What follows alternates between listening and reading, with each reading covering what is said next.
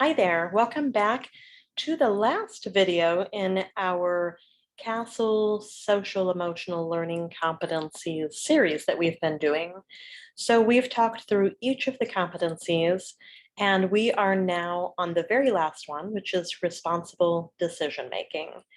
And so really it's like the holy grail, right, of where we want to get our kids to be, to that point where we can send them off into the world and trust that they have been given the tools and the strategies to make the best decisions possible for themselves and know how to do that.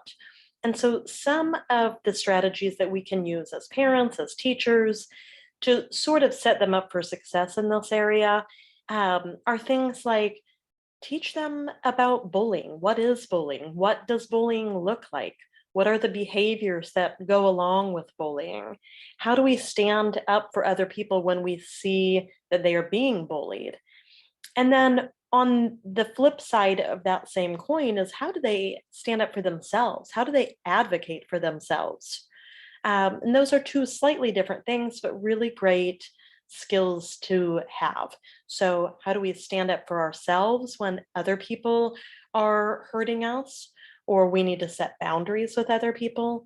And then also, how do we advocate for ourselves in terms of schoolwork, in terms of a job, things like that?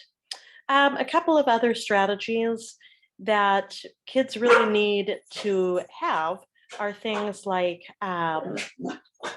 my pup wants to join the video today. Things like teaching the decision-making process. So what does that look like? What are the steps of really making a good decision?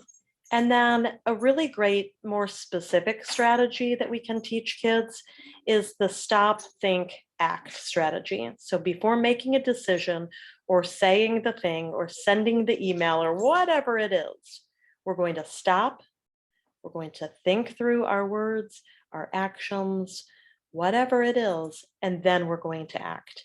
And that's going to serve them well throughout their entire life, right? We have a lot of adults, particularly when they are behind the screen of a computer, that don't really employ that strategy.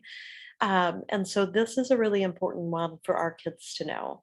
So those are a few things that we can do to really help set up our kids for success in terms of this competency. I hope that you've enjoyed following along with this series. I will be back soon with some new material and an announcement about a new training and some other things that are going on that I'm really excited about. So I hope that you'll join me next time.